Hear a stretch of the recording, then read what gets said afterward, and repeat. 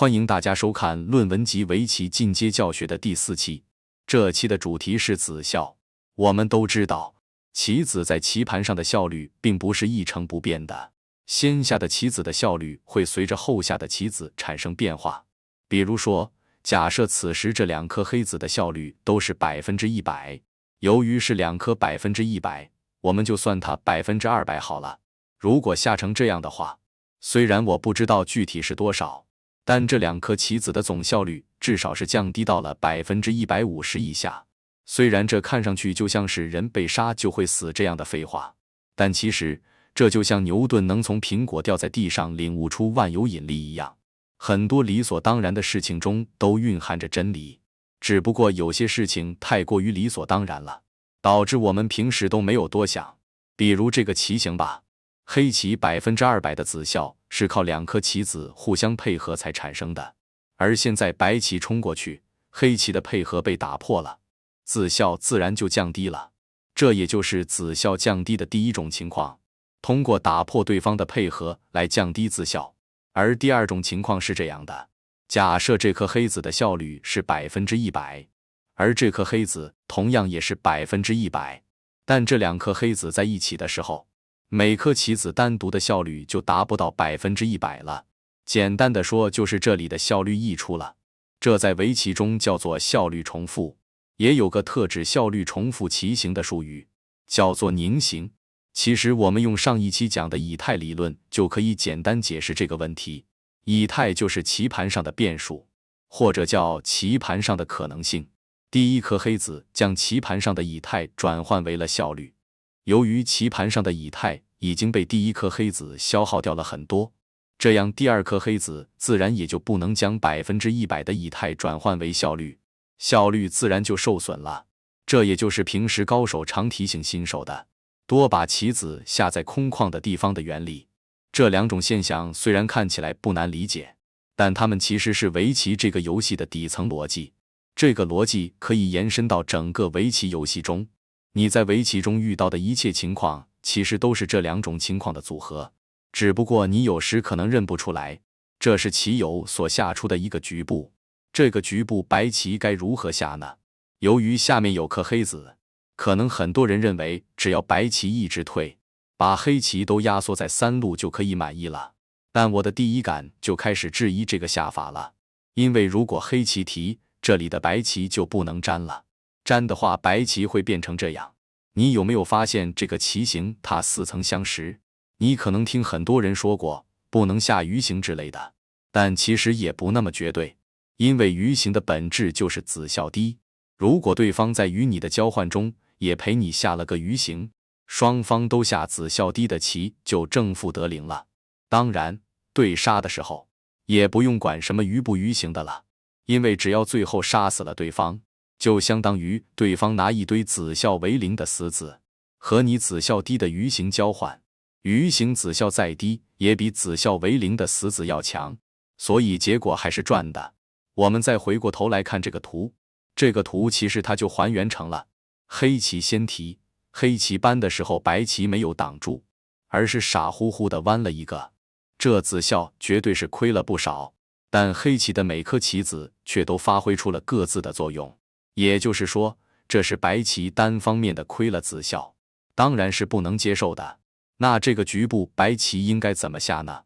这里我教大家一个思考的秘诀。夏洛克·福尔摩斯有一句经典名言，当你排除一切不可能的情况，剩下的不管多难以置信，那都是事实。围棋千变万化，正确答案更是千奇百怪。比如说妙手甚至鬼手，这些都是看上去错误，实际上却刚好成立的棋。如果你去思考哪里是正确的，那就很难想到这些棋。但我们可以反其道而行之，不去思考哪里是正确的，而是去排除哪里是错误的。因为错误的棋它都有一个共同点，那就是子效低。由于错误的棋可以归类，而正确的棋千奇百怪难以归类，因此排除错误自然是效率更高的思考方式。就拿这个图来说，我们要把所有黑提白粘黑扳之后白棋走的子效低的棋都排除掉，也就是要从这个图开始思考。然后我们就会发现，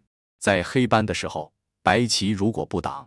其他大部分的棋都会子效重复。那答案就很明显了。先去思考这个图的档，也就是搬的位置是否成立。如果成立，就说明可以搬；不成立，则说明局部没有好的应手，应该脱先。可能很多人害怕脱先之后被黑棋先手打一下，这样白棋不还是变成鱼形了吗？确实如此，但我们可以继续使用那个排除错误的思考方式。我们把亏子效的鱼形给排除掉，去思考在黑棋打吃的时候如何补棋才能不亏子效。看起来似乎走哪里都不行。既然局部没有好的应手，我们就计算脱先之后黑棋有没有好的惩罚手段。比如说黑棋提，然后我们就发现黑棋有一颗棋子的效率已经出了严重问题。如果白棋粘上的话，那黑棋这颗棋子就处于补断的位置，效率没有问题。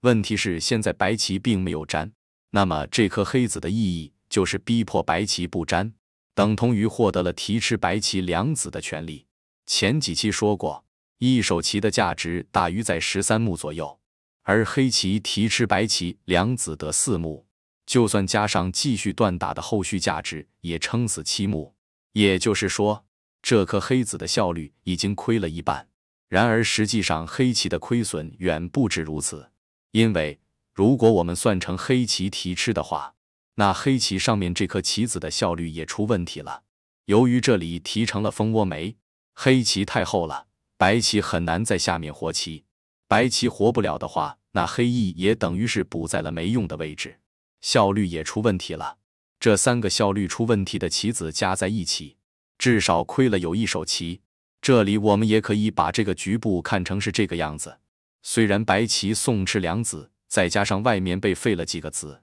确实是亏了不少。但别忘了，如果黑棋敢提，那就相当于这个局部白棋已经脱先了3手棋，价值接近40目，跟白棋的40目比，这里黑棋的便宜还是有点不够看的。所以结果是，如果黑棋把白棋提成蜂窝煤，反倒是黑棋大亏。不知道大家从这个例子中是否有所领悟呢？首先，我使用了价值计算的思维方式，这也就是为什么我在第1期视频中就强调观子的重要性。如果只用死活的思维方式去进行思考，那就绝对想不到这种全死了反倒得利的下法。然后是我用了福尔摩斯的排除错误的思维方式，结果发现局部下哪都错，因此得到了应该脱先的这个结论。最后是我时刻观察每个变化图的结尾是否出现了效率重复的棋子，由此来判断双方的得失。上述的这3个方法也就是围棋判断的基础了。我们知道了这些方法之后，接下来就要不断的去使用它们来锻炼它们的等级，这样判断力就会得到提升。了解了子效重复之后，我们再看之前的例子。如果说子效重复是自己剥夺自己的子效，那图中这种情况就是对方剥夺自己的子效。自己剥夺自己的子效是没有极限的，但对方剥夺自己的子效却是有极限的。这里我举一个例子，这是黑棋的一块空，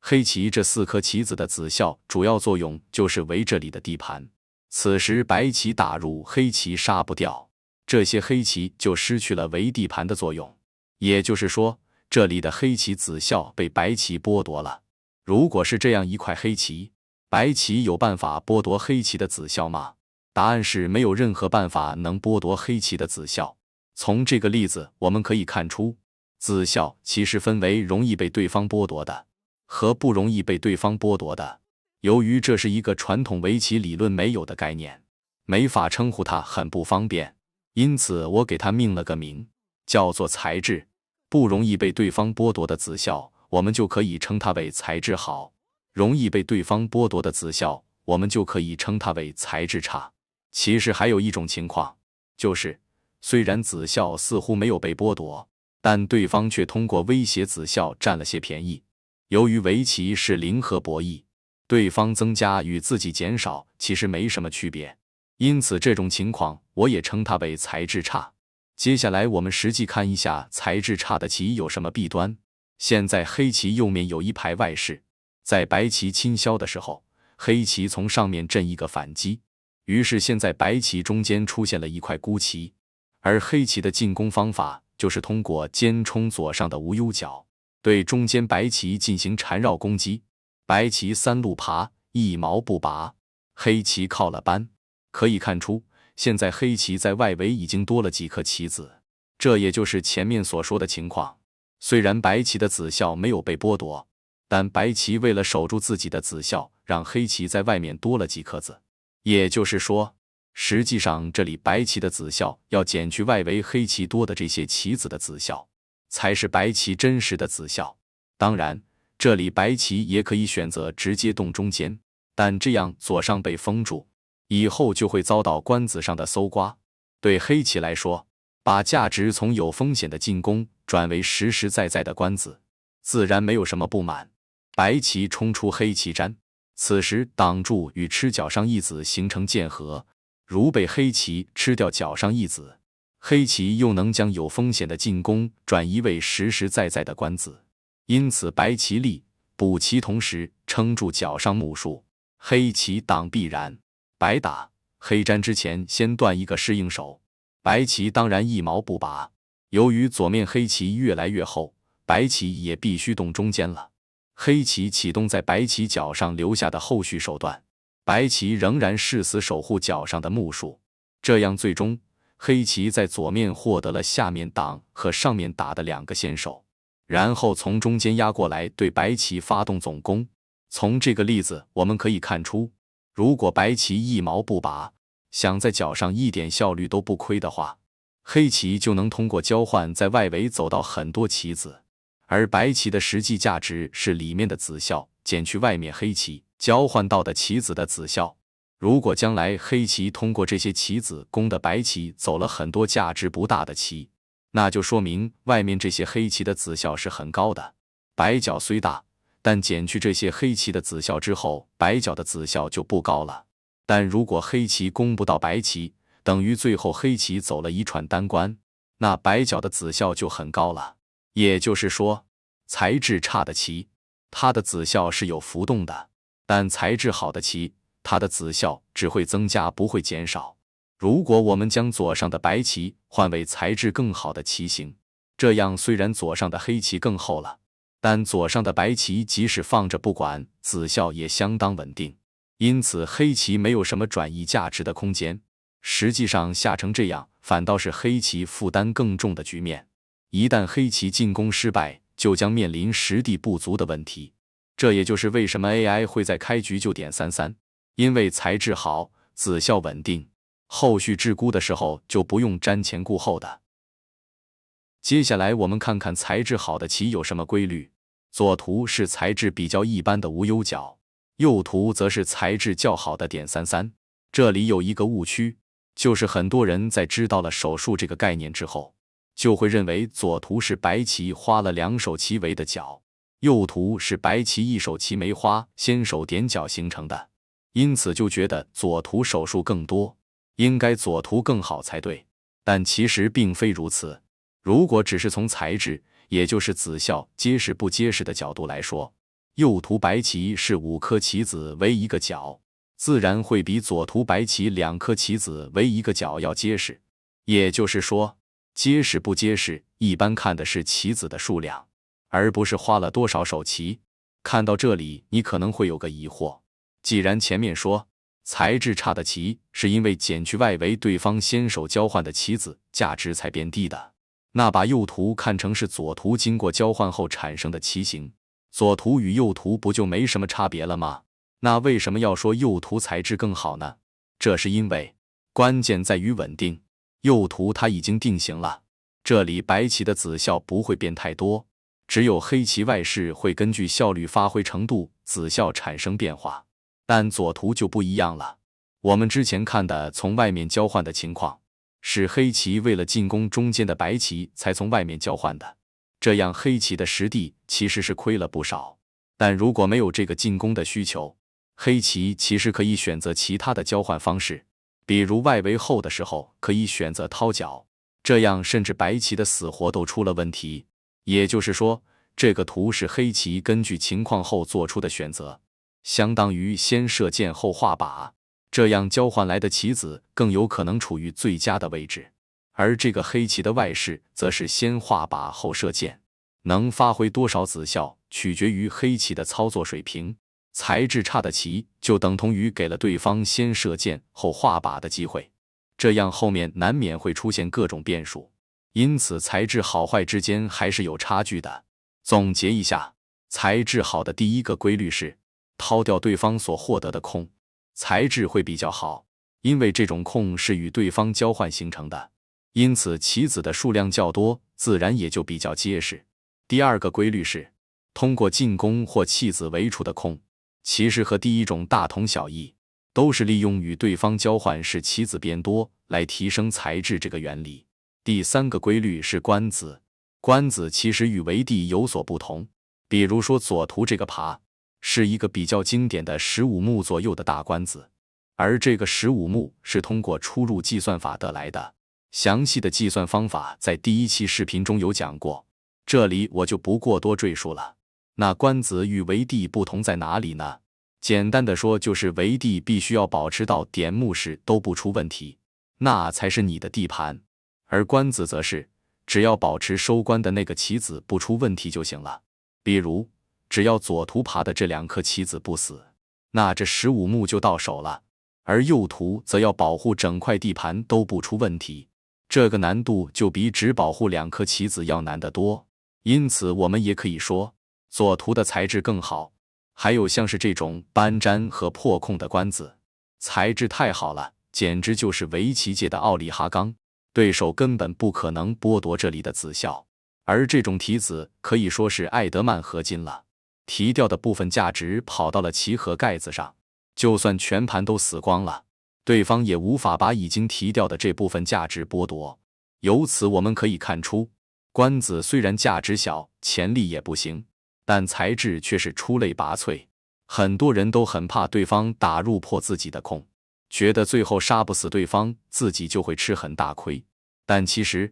可以通过进攻把价值转移到官子上，这样虽然空被破了，视觉效果上看起来很亏，但如果通过进攻走到几个10几目的大官子，实际目数就并没有亏，反倒是将价值转移到了材质更好的官子上，后续保护起来也更容易。这也就是为什么在和控盘型的高手下棋时，感觉自己处处得力，复盘时一看 AI 才发现对方早就遥遥领先。因为官子的视觉效果看起来没什么目数，但实际却很大。如果对方在战斗中神不知鬼不觉地收官，那可能根本搞不清楚发生了什么就输掉了。好了，这期视频到这里就快结束了。其实你可能已经发现了，有很多材质差的棋发展潜力很大，材质好的棋潜力却不行，这其实是属于鱼与熊掌不可兼得。我教大家这些概念，并不是想告诉大家这些东西就是好的，